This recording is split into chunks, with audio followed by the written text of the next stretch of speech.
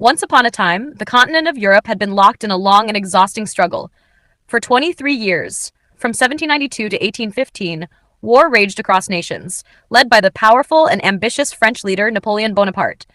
Cannons thundered, armies marched, and countries focused all their energy on battles, not on building or creating.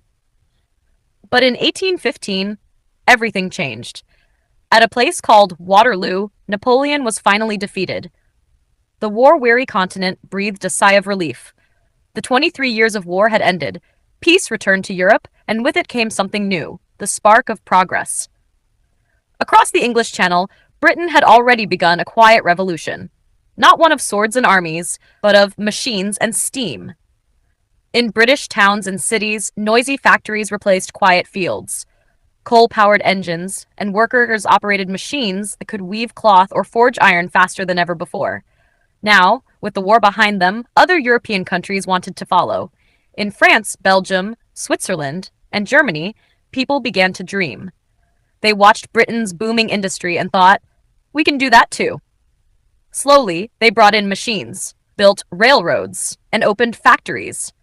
Smoke began to rise from chimneys, and the steady beat of machines echoed in the towns. But all was not smooth.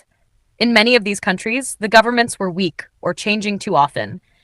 Kings were overthrown, revolutions shook the cities, people were angry, they wanted jobs, food, and fair treatment. Strikes and protests broke out. The streets were filled not only with workers heading to factories, but with marchers holding signs, demanding change. Because of this political unrest and instability, industrial growth slowed. Investors were nervous. Businessmen held back. And although machines had arrived, it took time for these countries to truly catch up with Britain. Still, the seeds had been planted. The end of war had opened the door.